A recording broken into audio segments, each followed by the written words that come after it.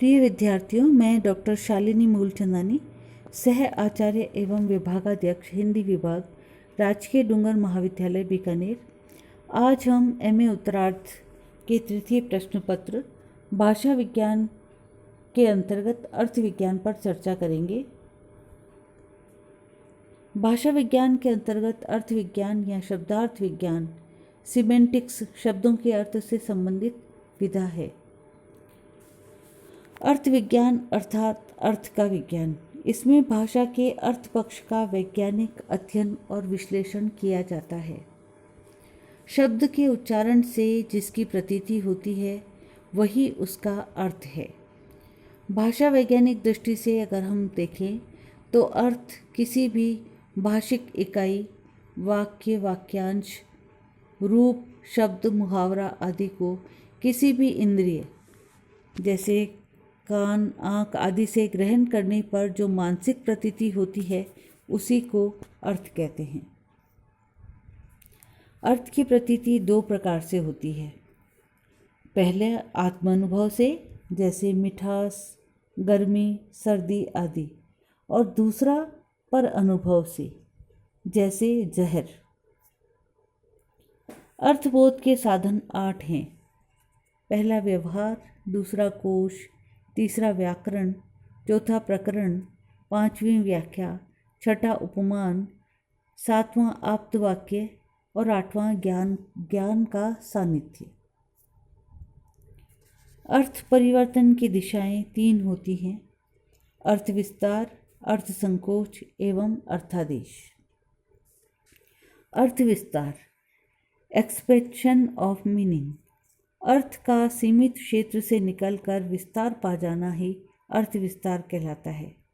उदाहरण के लिए, संस्कृत का तिल शब्द का मूल अर्थ है तिल का रस, लेकिन इस अर्थ का विस्तार होकर सभी चीज़ों के तेल के लिए प्रयोग होने लगा।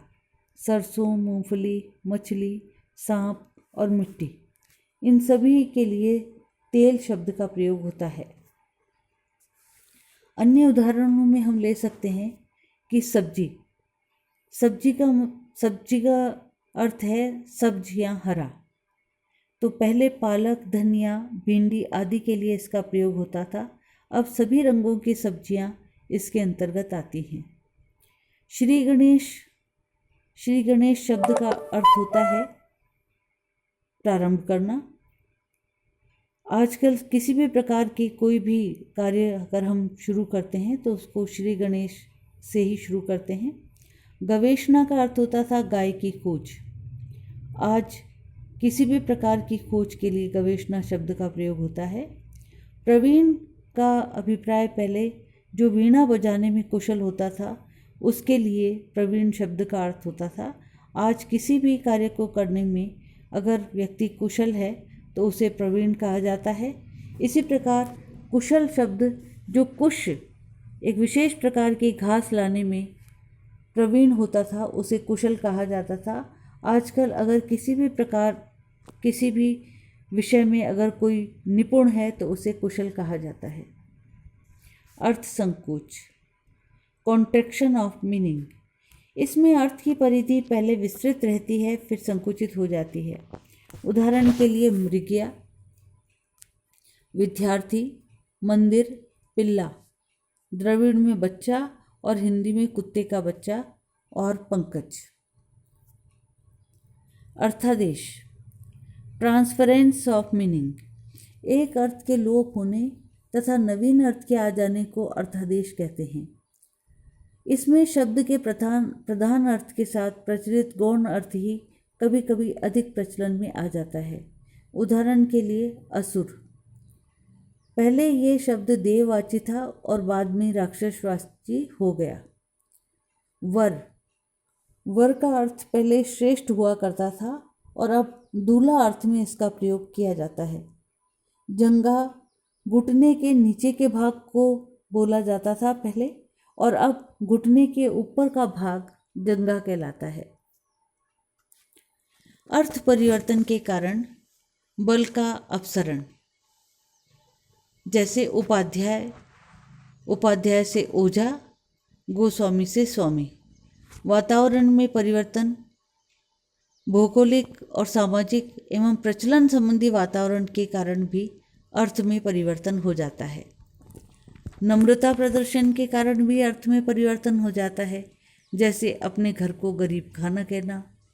और आधार सामग्री के आधार पर भी वस्तु का नाम रखा जाता है, जैसे शीशा दर्पण के लिए प्रयोग होता था और पोस्त शब्द से पुस्तक का निर्माण हुआ। शब्द का एक भाषा से दूसरी भाषा में आना, पहले कोट आवरण के लिए कहा जाता था, अब पहने जाने वाले कोट के लिए इसका प्रयोग होता है। जानबूझकर नए अर्थ में प्रयोग भी अर्थ परिवर्तन का कारण है, जैसे देववाणी को आकाशवाणी कहा गया और ये रेडियो के लिए प्रयुक्त होने लगा। अशोभन के लिए शोभन भाषा का प्रयोग किया जाता है। मृत्यु के लिए गंगा लाभ होना या स्वर्गवासी होना शब्द का प्रयोग किया जाता है। अधिक शब्दों के स्थान पर भी एक शब्द का प्रयोग किया जाता है, जैसे ट्रेन की पटरी, railway station station, necktie tie, bicycle cycle. शब्दों का अधिक प्रयोग करने से शब्द घिस जाते हैं, जैसे बहुत, अत्यंत, अतिशय। समाजवाद, नेता, संस्कृति, क्रांति आदि। अर्थ परिवर्तन के अन्य कारणों में पुनरावृत्ति, व्यंग, व्यक्तिगत योग्यता, भावावेश, सामान्य के लिए विशेष का प्रयोग, दूसरी भाषा का प्रभाव, लाक्षणिक प्रयोग, शब्दों में अर्थ का अनिश्चय आदि हैं।